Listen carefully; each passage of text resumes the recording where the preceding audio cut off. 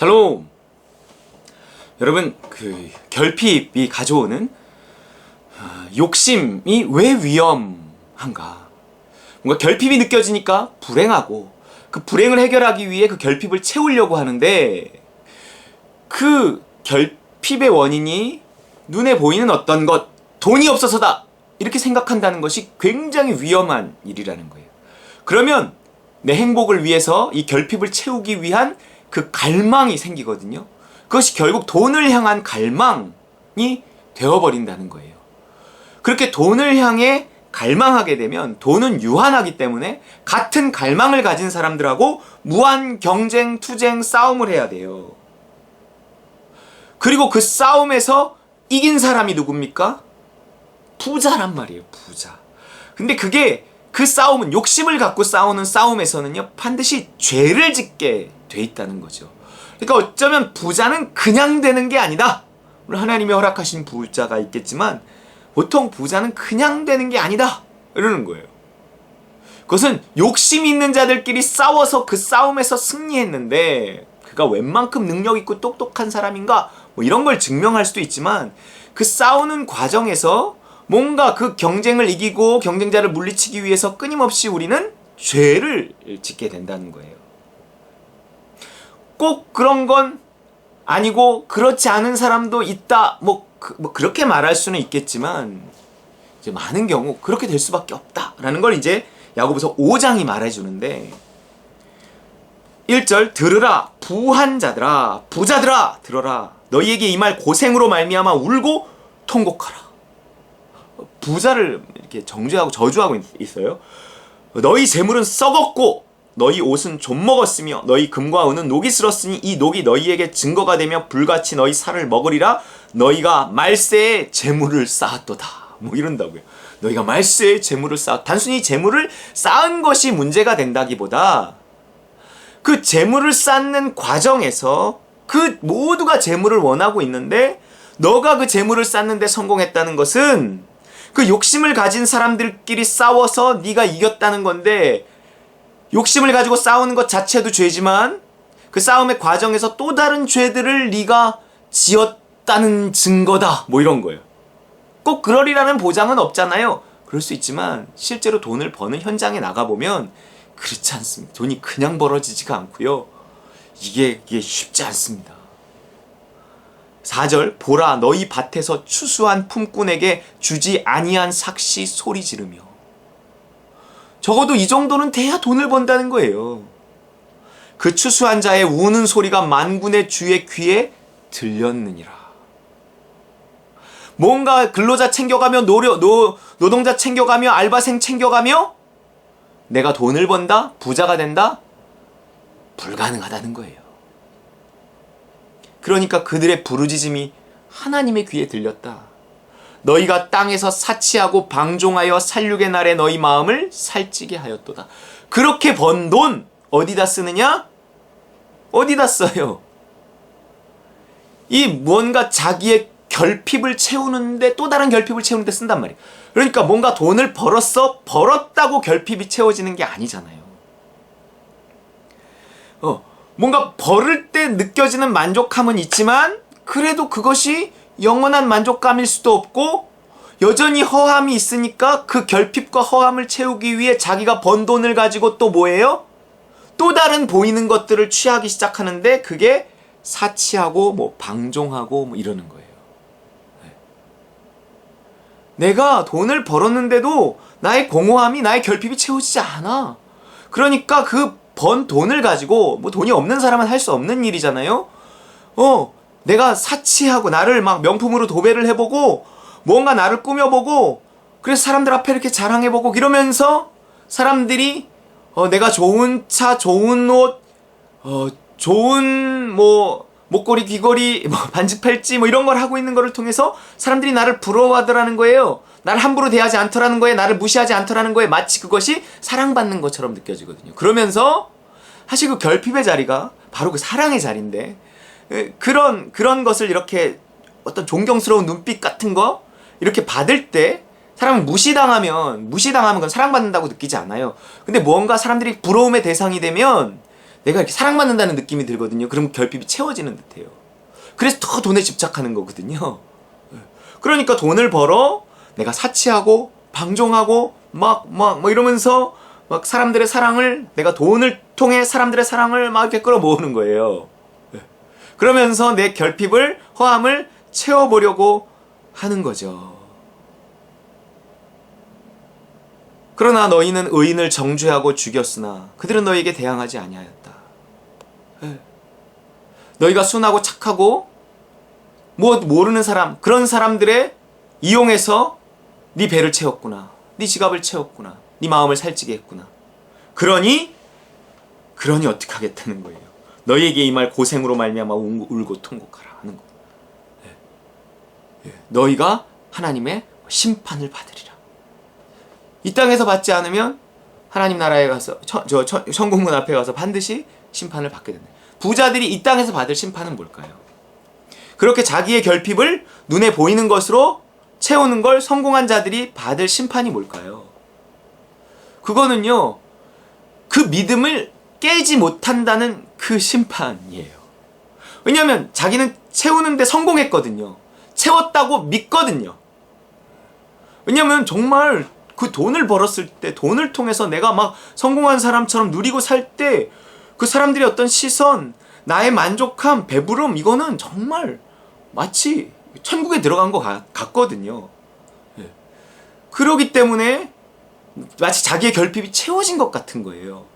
근데 그들에게 임할 고생이, 이 땅에서 임할 고생이 뭐냐면, 저주가 뭐냐면, 그게 너무 확실하게 믿어진다는 거예요.